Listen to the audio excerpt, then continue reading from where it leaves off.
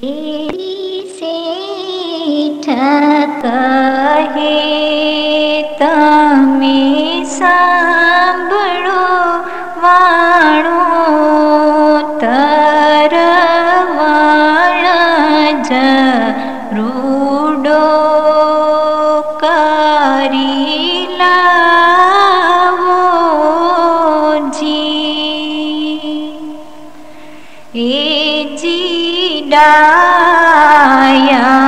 થાજો તમને સીધા શીખા માણલા ભગાણેરો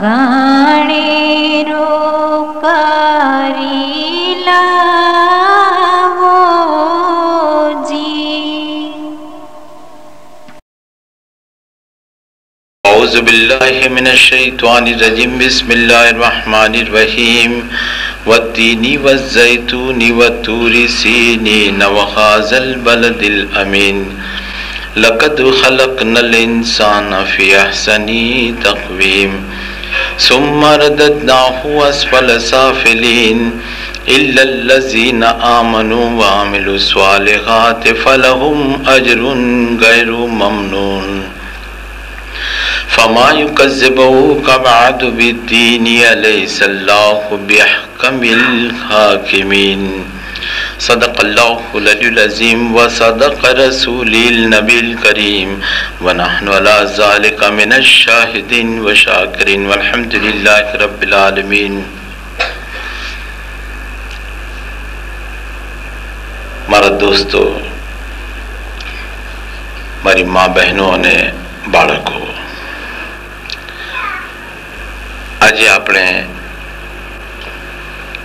પીર સદરદીનનો એક જ્ઞાન શરીફ છે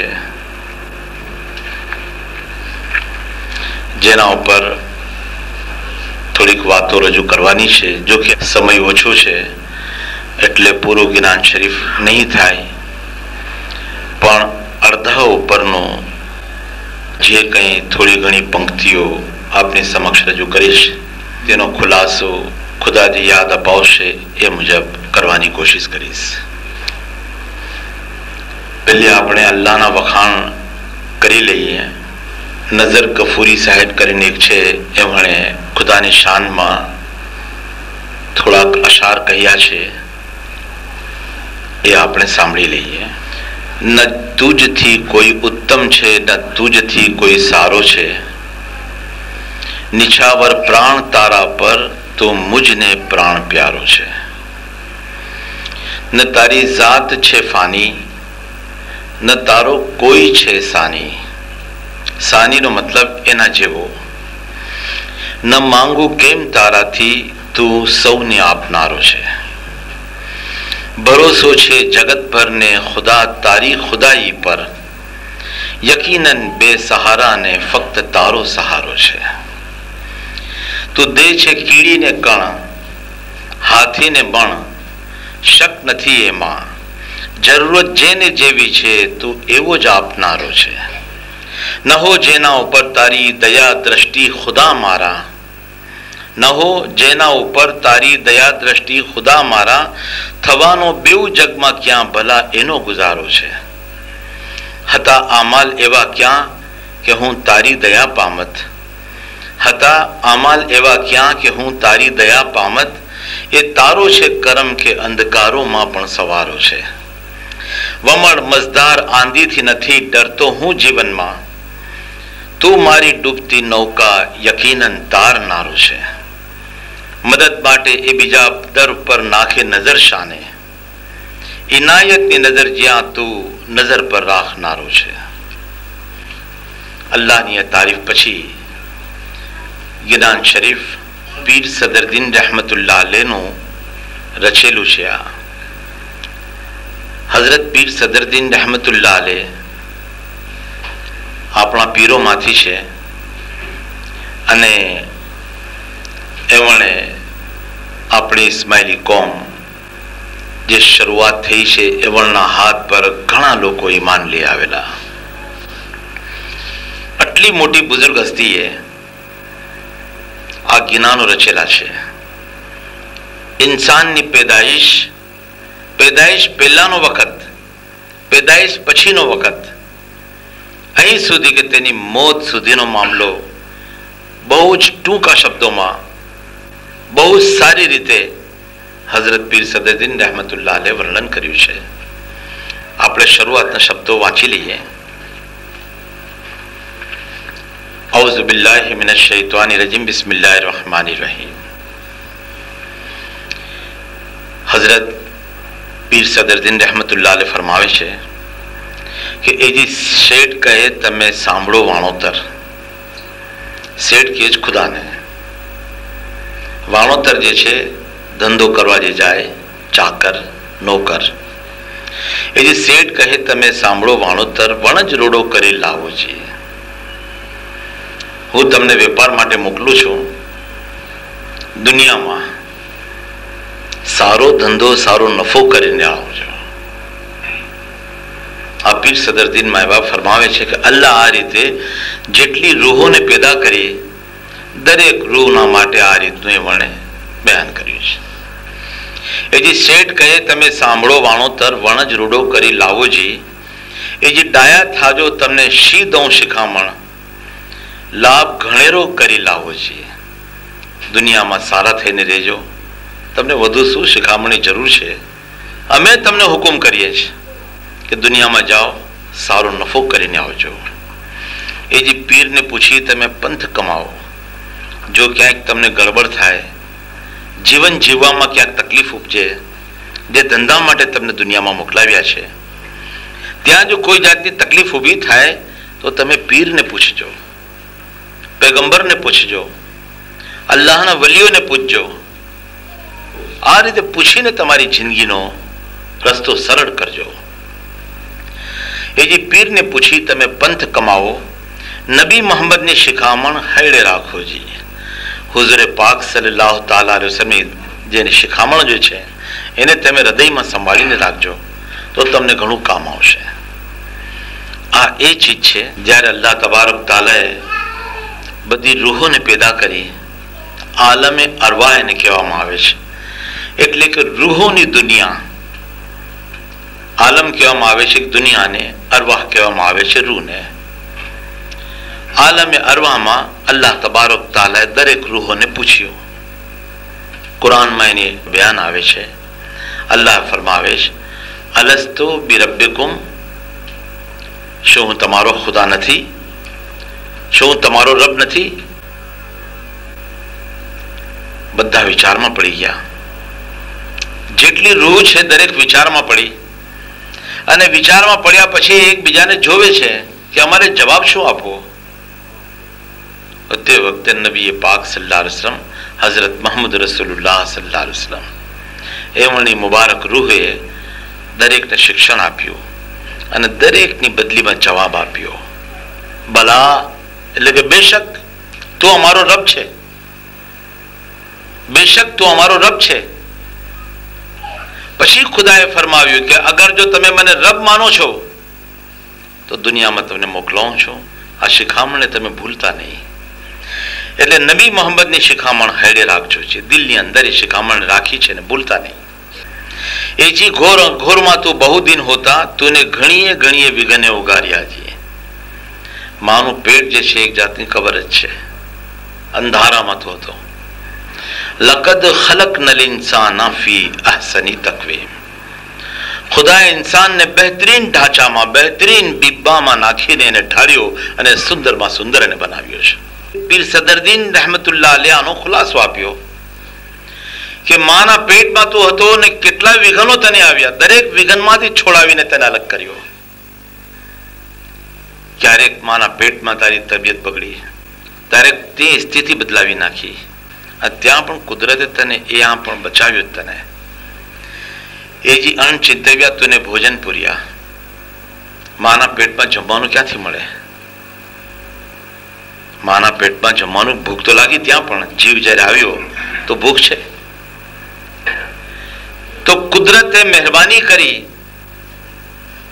અને માના પેટની અંદર જમણનું, તમને ખબર હશે કે આ ડૂટી છે, નાફ જેને કહીએ છીએ, ત્યાંથી એક કાયદેસર કુદરત તરફથી એક જાતની એક પાઇપ હોય છે અને એ પાઇપ જે છે એના થ્રુ પેટની અંદર ખાવાનું પહોંચે છે.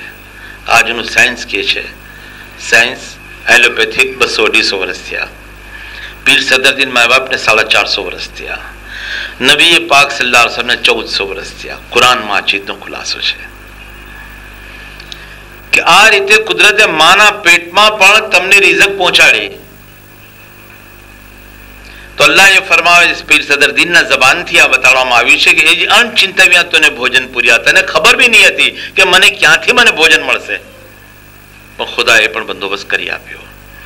માતા પિતા વિના પાળ્યાજી, માને બાપ તે વખતે તારા હતા નહીં, દુનિયામાં આવ્યો પછી માં બની, બાપ બન્યો. વગર માતા પિતાએ તારા માના પેટની અંદર પણ ખુદાએ તારું પાલન ને પોષણ કર્યું. ખુદાનો એહસાન કેટલો છે. પછી ફરમાવે છે, એ જે 9 માસ તુને પેટમાં રાખ્યો, 9 મહિના સુધી તો પેટમાં રહ્યો. નબી મોહમ્મદે બંધ છોડાયા જી, નબી કરીમ સલ્લલ્લાહુ અલૈહિ વસલ્લમના સદકામાં આ બંધ છૂટ્યા છે. એવળના સદકામાં જ આપણને તમને મને બધાને જે બંધન છૂટ્યા છે તો નબી પાક સલ્લલ્લાહુ અલૈહિ વસલ્લમના સદકામાં. આ પીર સદરદીન કે પીર સદરદીન ફરમાવે એ જે 9 માસ તુને પેટમાં રાખ્યા, નબી મોહમ્મદે બંધ છોડાયા છે નબી કરીમ સલ્લલ્લાહુ અલૈહિ વસલ્લમના સદકામાં કે તમે એના ઉમ્મતી બનશો, તમે એવળના કેવા મુજબ ચાલશો, એટલે કુદરતે આ બંધ છોડ્યા. એ જે કોલ કરી જીવડો બહાર નિસર્યો, વાયદો આપ્યો. એ જે કોલ કરી જીવડો બહાર નિસર્યો, માયા દેખીને જીવડો ભૂલ્યો છે. આખી દુનિયા જોઈ અને આખો જેટલા વાયદાના વિચારો કરેલા, જેટલા અહદ ને પૈમાન કરેલા, બધું ભૂલી ગયો. જે વચનો આપેલા બધું ભૂલી ગયો અને હવે ફક્ત એને દુનિયા દેખાય છે. દુનિયા સિવાય કઈ નથી દેખાતું. એક જ બસ મારી દુનિયા છે. અહીંયા પર એક બીજી ચીજ બી આપણી સમક્ષ રજૂ કરી દઉં કે ખુદાએ ઇન્સાનને જે પેદા કર્યો છે તો સાથે સાથે એની થોડીક તારીફ બી જોઈ લો. કઈ રીતનું છે, કઈ રીતનું પેદા કર્યો ખુદાએ.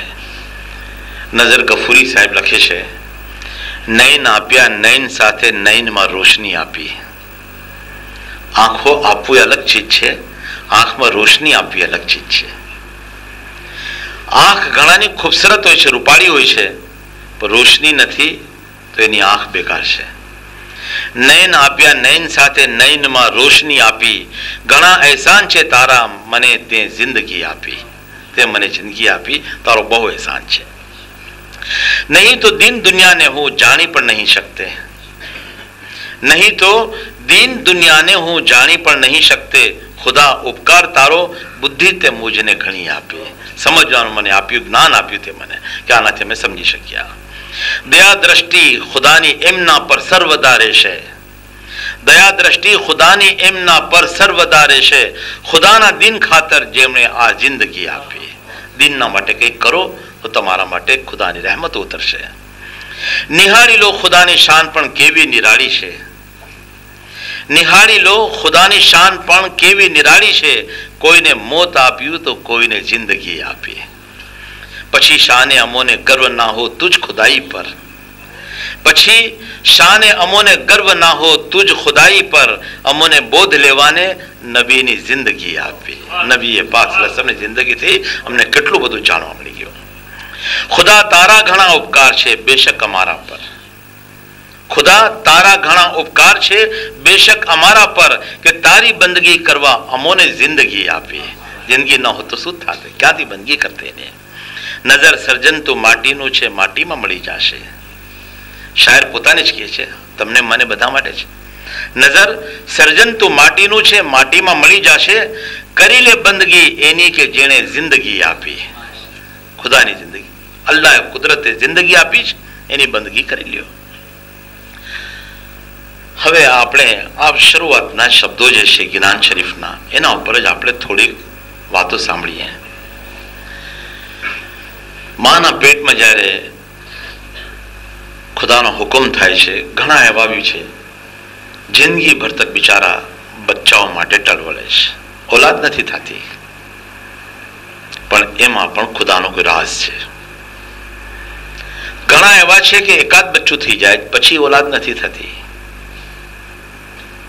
ઘણા એવા છે કે જેને ત્યાં બચ્ચાઓની લંગાર લાગી જાય છે. ઘણા બચ્ચા આપણે ઘરે જાય તો આપણે એમ લાગે કે આ બોર્ડિંગ જ છે કોઈ. રસ્તામાં એક વખત મને યાદ છે કે ભાઈ બસની લાઈનમાં ઉભા હતા. બસમાં બાઈ ચડાવી રહી હતી.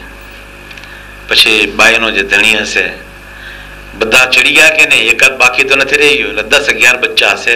બધાને અંદર ગણ્યા ત્યાં સુધી કંડક્ટરને ઉભો રાખ્યો, ભાઈ ઉભી રાખ ગાડી. બચ્ચા બધા અંદર ચડી જાય પછી લંગાર લાગી જાય છે. ઓલાદ ખુદાની એક દેન છે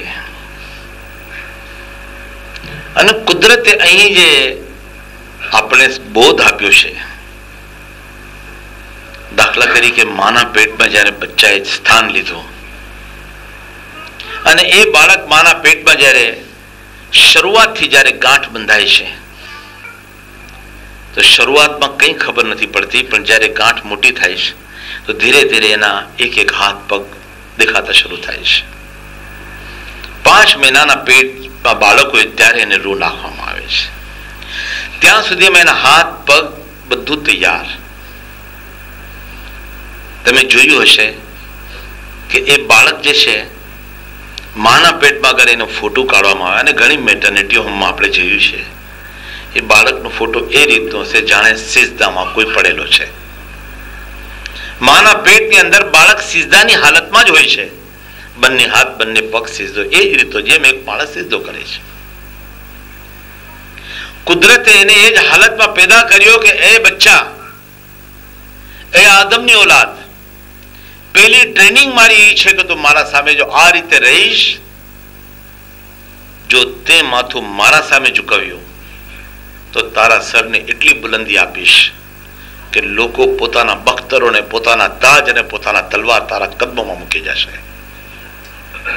પણ જો તે શિર્ક કર્યું અને પોતાના માથાને મારા સિવાય કોઈ બીજે સામે ઝુકાવીશ તો હું તને જહન્નમમાં નાખી દઈશ.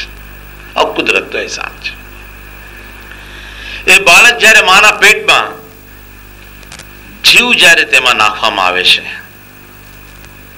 ત્યારે તમને કે મને કોઈને ખબર નથી, પણ એ પેટમાં ફરવાનું શરૂ કરે છે.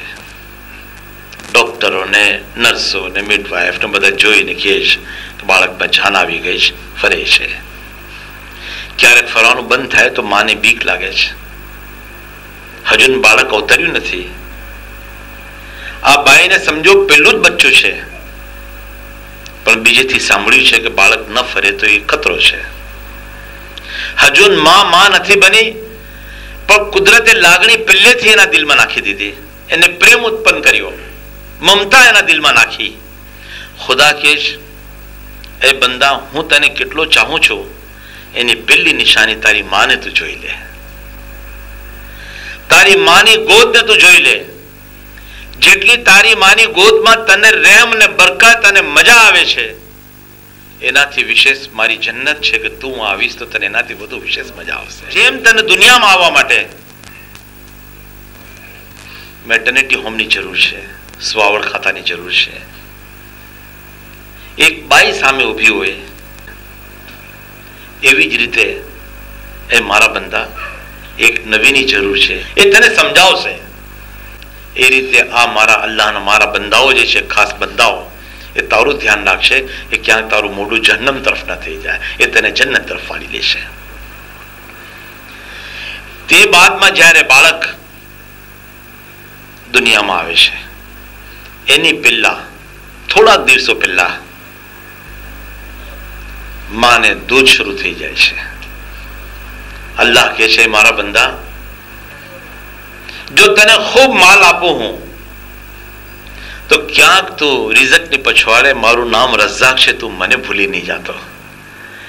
કે તારો દુનિયામાં આવવાના પહેલા મેં તારી માને દૂધ આપ્યું, તારી રિઝક પહેલેથી શરૂ કરી દીધી મેં, એનું ધ્યાન મેં રાખ્યું છે.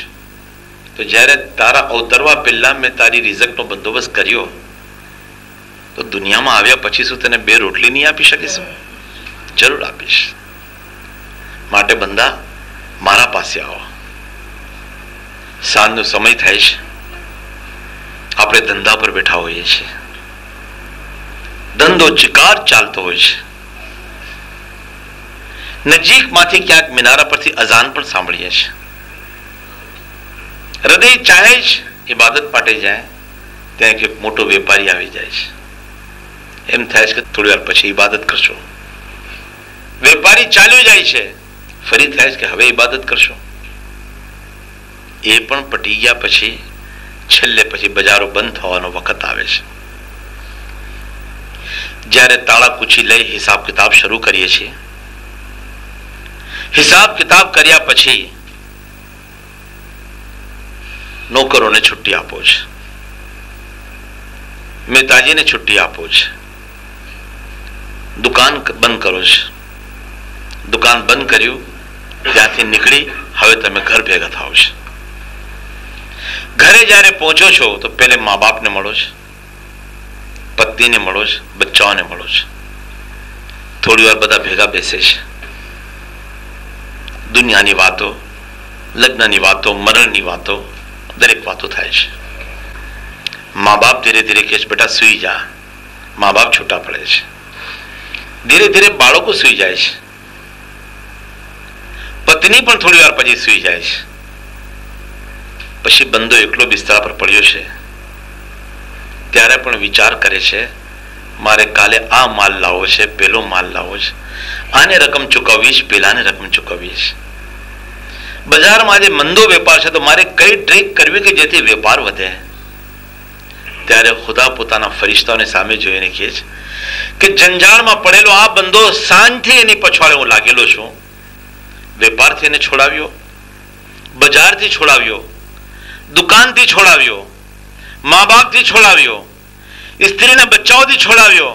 હવે જ્યારે એકલો થયો તો મને એમ થયું કે જેમ બધાને થોડો થોડો પ્રેમ આપ્યો, કંઈક પ્રેમ મને પણ આપશે. પણ એટલો મતલબ પરસ છે કે મેં બધું આપ્યું જ. એને ખબર છે કે પત્ની મેં આપી છે, માતાને પિતા મેં આપ્યા છે, એને દુકાન મેં આપી છે, એને પૈસો મેં આપ્યો છે.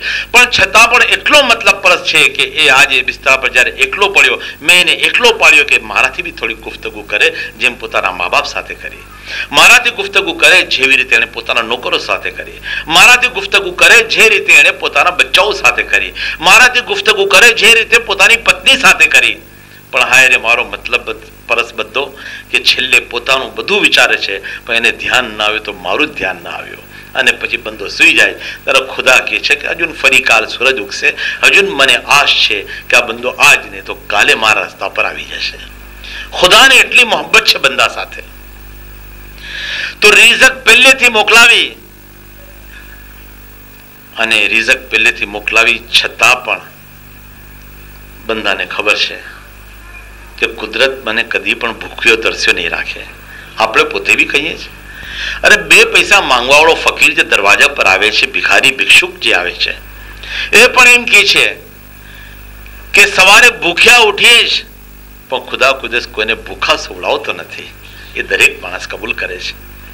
પછી કઈ રીતે એ માણસ છે કે જે એમ વિચાર કરે છે કે જે ભૂખ્યા ઉઠાડે પણ ભૂખ્યા સુવડાવતો નથી, તો કમસે કમ ખુદા બી તો એમ કહેતો હશે કે મારા બંદા જ્યારે તું ઉઠ્યો ત્યારે જીવ તારો મેં પાછો નાખ્યો તારા જિસ્મમાં. તો મરી ગયો તો રાતના. સવારે જીવ મેં આપ્યો, આ રિઝક પણ મેં જ આપી, ભૂખ્યો તને રાખ્યો નથી મેં. અને થોડીક ઇબાદત માટે બી તે મારાથી મોઢું મેળવી લીધું, એનાથી બી ફેરવી લીધું. કુદરત કહેશે, જરૂર કહેશે. તો આ બાળક પછી ધીરે ધીરે મોટું થાય છે. અને આ બાળક મોટું થયા પછી જરાક સમજદાર થાય છે. હવે એ બાળકોમાં અમુકને તો હિદાયત થઈ જાય છે, તો એ તો બહુ ખુશાલ થાય છે. આપણી સમજ, આપણે અગર જો પોતાના ઘરમાં પોતાના બાળકને સારી તાલીમ આપી તો એ બાળક હકીકતમાં બાળક બને છે. નહીં તો એ બાળક બાળક નથી રહેતું, કંઈક જુદું જ તરી આવે છે. માલિક ઇબ્ન દિનાર રહેમતુલ્લાહ અલૈહ કિસ્સો લખ્યો છે એક બાળકનો. ફરમાવે છે કે એક વખત હું મદીનાની ગલીથી જઈ રહ્યો હતો. રસ્તામાં મેં જોયો કે એક બચ્ચું કીચડની અંદર લાકડી નાખીને તે રમી રહેલ છે. બચ્ચાને જ્યારે રમતા જોયો તો માલિક ઇબ્ન દિનાર કહે છે કે મેં એના ચહેરા પર નજર કરી તો ક્યારેક હસે છે, ક્યારેક રડે છે. મને સમજમાં નહીં આવ્યું કે આ બાળક પાગલ તો નથી. મને એમ લાગ્યું કે આ કદાચ ગાંડો લાગે છે. મેં સલામ કરવાનો વિચાર કર્યો. મને એમ થયું કે આ પાગલ બાળક છે. હું આગળ નીકળી ગયો. થોડીક દૂર ગયા પછી, મને 10 કદમ દૂર ગયા પછી મને વિચાર આવ્યો કે અમારા નબી હઝરત મોહમ્મદ મુસ્તફા સલ્લલ્લાહુ તાલા અલૈહિ વસલ્લમ દરેકને સલામ કરતા હતા. કોઈ બી હોય એ સમજીને પાછા આવ્યા. બાળકને નજીક જઈ અસ્સલામ વાલેકુમ કર્યું. જ્યારે સલામ કરી બાળકને, તે બાળકે જવાબમાં કહ્યું વાલેકુમ અસ્સલામ વરહમતુલ્લાહિ વબરકાતુહ. યા માલિક ઇબ્ન દિનાર, એ દિનારના છોકરા માલિક, તારા પર બી સલામતી ને રહેમત ને બરકતો નાઝિલ થાય. માલિક ઇબ્ન દિનાર ફરમાવે છે કે જ્યારે આ બાળકે મારું નામ લીધું, મદીનામાં ઘણા વખત પછી હું આવેલો, આ બાળક મારું નામ કઈ રીતે એને ખબર પડી, મને અચરજ થયું. હું નજીક ગયો. નજીક જઈને પછી એને પૂછ્યું મેં કે તને મારું નામ કોણે કહ્યું? મારું નામ તને કોણે કહ્યું? ત્યારે બાળકે કહ્યું, એ રબ્બુલ આલમીન કે જેણે તમને ને મને બંનેને પેદા કર્યા છે. માલિક ઇબ્ન દિનાર ફરમાવે છે કે તે બાદમાં પાછું મેં એને સવાલ કર્યો કે જ્યારે તું આટલું જાણે છે તો આ કીચડ ને માટીથી શા માટે રમે છે? જોઉં છું કે તું હાથમાં લાકડી છે, કીચડમાં લાકડી નાખીને તું રમી રહ્યો છે. તો કે એના માટે કે કુરાન અલ્લાહ તબારક તાલા જે નાઝિલ ફરમાવ્યું છે, મારી માએ મને આ કુરાન શીખવાડ્યું છે. જો અહીંયા આ ચીજ સમજવાની છે, આ અસલ મકસદ અહીંયા છે. આપણે બચ્ચાઓને કુરાન જરૂર શીખવાડીએ છીએ ને ઘણાના ઘરમાં તો કુરાન શીખવાડતા પણ નથી. કુરાન જો શીખવાડો તો એની સાથે એનો તર્જુમો, એની હકીકત સુધી પહોંચવું જરૂરી છે. જેને કુરાનનો તર્જુમો અને એનો અર્થ સમજમાં આવી ગયો, સમજી લ્યો કે માણસને પછી ઘણું બધું આવડી જશે. જરૂર છે સૌથી પહેલી કુરાન શરીફની. આપણે ત્યાં કુરાન બહુ ઓછા લોકો સમજે છે. કુરાનનું જાણવું ને સમજવું ફરજ છે આપણા ઉપર. જિંદગીમાં એક વખત તો કુરાનને પડી જવું ફરજ છે. અગર જો કુરાનને આપણે જિંદગીમાં એક વખત પણ જો નહીં પડીએ તો સમજી લેવાનું કે એનો અઝાબ આપણા માથા પર આવવાનો છે. કોઈ કહે કે ન કહે, બુજ નિરંજન હમણાં આપણી ગિનાન શરીફની પીર સદરદીની પુસ્તક છે, એમાં છેલ્લું ગિનાન જે છે એની પંક્તિઓમાં આપ વાંચો, કુરાન શરીફને રમઝાન શરીફના બારામાં લખેલું છે, સાફ લખેલું છે. તો કુરાન શરીફ જરૂરી છે આપણા બચ્ચાઓને શીખવાડવાનું. આજે આપણે આપણા બાળકોને દુનિયાની બધી ટ્રેનિંગો આપીએ છીએ, અંગ્રેજી બી શીખવાડીએ છીએ અને જરૂરી છે. આજનો જમાનો છે, બાળક જો શિક્ષણ હશે તો 2 પૈસા કમાઈ શકશે. પણ સાથે સાથે એ બાળકને પોતાના ધર્મનું પણ કંઈક જ્ઞાન હોવું જરૂરી છે. એ જો કુરાન શીખશે તો ઘરમાં કદી પણ આડાઅવળા સવાલો કરવાથી બચીને રહેશે. ઘણી બાબતો છે કે જે આપણે નથી જાણતા, પણ કુરાન પડ્યા પછી એનો ખુલાસો આપણને મળે છે. તો કુદરતે આ ચીજ કરી. તો જ્યારે માલિક ઇબ્ન દિનાર રહેમતુલ્લાહ અલૈહ પૂછ્યું કે ભાઈ તું આ કીચડથી શા માટે રમે છે, તો કે હું કુરાન શરીફ મારી માએ મને શીખવાડ્યું છે અને આખું કુરાન હિફ્ઝ છે મારા મોઢે. કુરાનમાં અમુક જ્યારે આયતો આવે છે તો એમાં એક આયત એવી પણ આવી છે, સૂરે તાહામાં છે, મિન્હા ખલકનાકુમ વ ફીહા નુઈદુકુમ વ મિન્હા નુખરિજુકુમ તારતન ઉખરા. તર્જુમો થાય છે એનો કે અમે તમને આ માટીમાંથી જ પેદા કર્યા છે, આ માટીમાં જ પાછા તમને મોકલશું. એટલે મરણ દફન થઈ ગયા કે ભાઈ માટીમાં જ જાય છે, આપણે મરી ગયા પછી દફન એમાં જ થાય છે.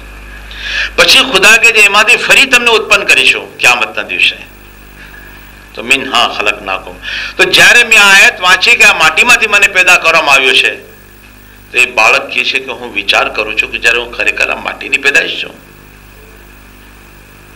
તો મને વિચાર થાય તો હું મારી પોતાની હકીકત આ કિચડમાં તલાશ કરી રહ્યો છું કે શું હું આની પેદાશ છું, તો હું મારી હકીકત તલાશ કરી રહ્યો છું. માલિક ઇબ્ન દિનાર ફરમાવે, જો આટલી બધી સમજ છે તો મને એક સવાલનો જવાબ આપ. નફ્સ અને અક્કલ, નફ્સ કહેવાય તે મનને, મનમાં અને અક્કલમાં ફરક શું છે?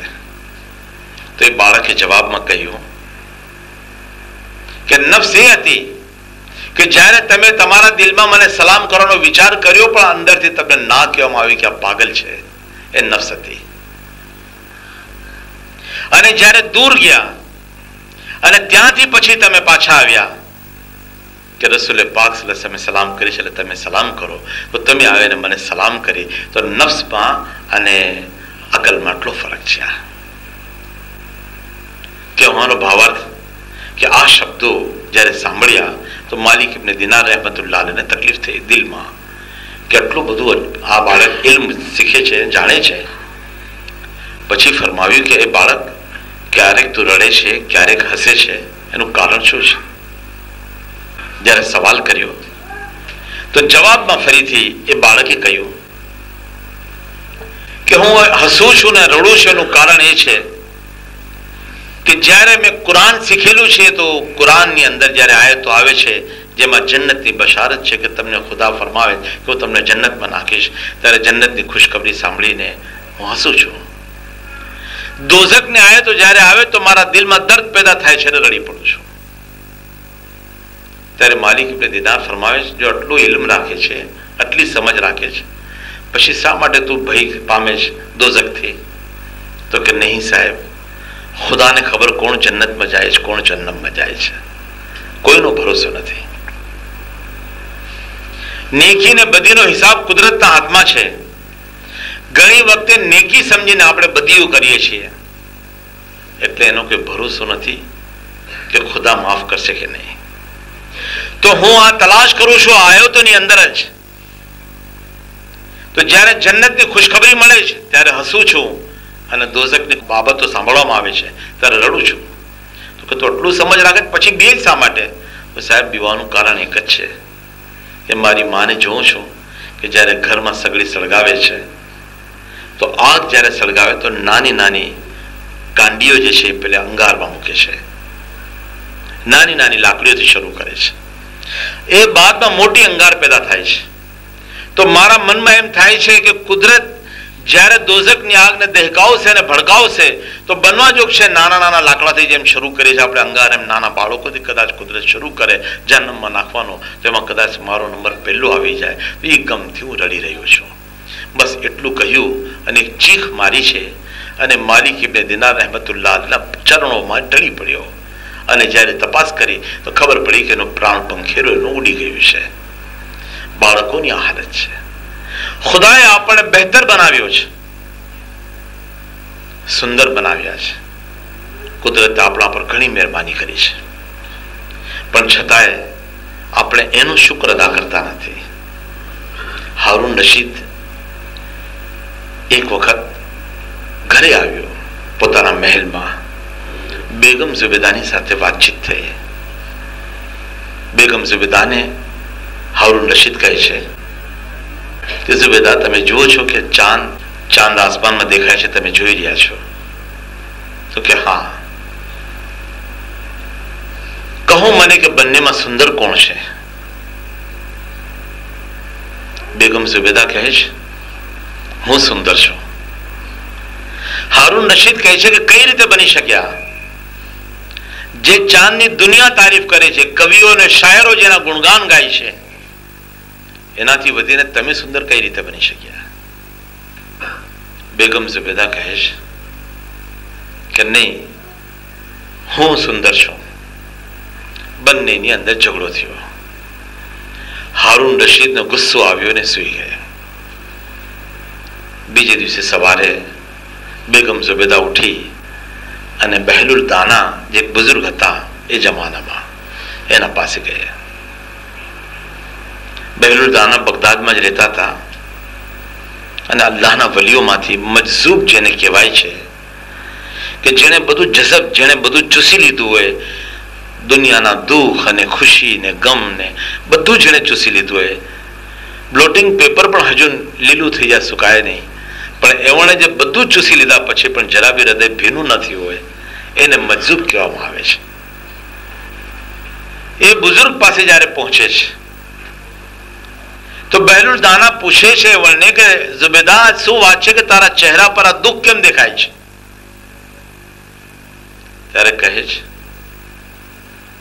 આજે રાત્રે સુલતાન સાથે મારી આ ચીજની બહેસ થઈ ગઈ છે, વાતો થયેલી છે. તો કચ્છા કઈ વાંધો નહીં, એને મારા પાસ મોકલાવી દો. ઝુબેદા એટલું કહીને ચાલી ગઈ. થોડી વાર પછી સુલતાનને મોકલવામાં આવ્યો. હારૂન રશીદ જ્યારે તેઓના મદ્રસામાં પહોંચે છે, બચ્ચા લોકો કુરાન પડતા હતા, બધાને કહ્યું કે તમે ખામોશ થઈ જાઓ. મેં શરૂઆતમાં જે આયત હમણાં પડી તે આપને સમક્ષ. બચ્ચાને કીધું કે વત્તીની જે આયત જે છે પઢો, સૂરે 3 જો છે. બાળકે શરૂ કર્યું. બાળક કહે છે, વત્તીની વઝૈતુની વતુરી સીની નવહાઝલ બલદિલ અમીન લકદ ખલકનલ इंसान फी अहसनी तकवीम. इंसानને બહેતરીન ઢાંચામાં મેં પેદા કર્યો છે, ખૂબસૂરત. બહેલુલ દાના કે इसके એમ નહીં, લકદ ખલકનલ કમર અહસની તકવીમ. ચાંદને અલ્લાહે બહુ બહેતર બનાવ્યો છે. હારૂન રશીદ કહે છે કે નહીં, આજ તમને શું થઈ ગયું છે? કુરાનની આયત તો આમ જ કહે છે, લકદ ખલકનલ ઇન્સાન ફી અહસની તકવીમ, ને તમે એમ કહો છો કે લકદ ખલકનલ કમર અહસની તકવીમ. કેવી રીતે બની શકે? બહેલુલ દાના કે ભાઈ તો તું કે છે એટલું તને કહું છું કે મેં ક્યારે કહ્યું કે ઝુબેદા સાથે રાતે તારી વાતચીત શું થઈ? તું કે છે આ ચાંદ સારો છે અને ઝુબેદા કે હું સારી. તો ઝુબેદા કુરાનની આયતનો દલીલ આપીને કહે છે ને તું ઇન્સાનના કવિઓની શાયરોની વાતોને રજૂ કરે છે, ઇન્સાન બહેતર છે. હારૂન રશીદે પોતાના કાન પકડ્યા અને કહ્યું કે વાત ખરી છે, ઇન્સાન બહેતર છે, પણ જો ઇન્સાનિયત એનામાં હોય તો, એનામાં એ ચીજ માણસાઈ હોય તો. વાખિર દાવાના અનિલ હમ્દુલિલ્લાહિ રબ્બિલ આલમીન બિરહમતિકા યા અરહમર રાહિમીન.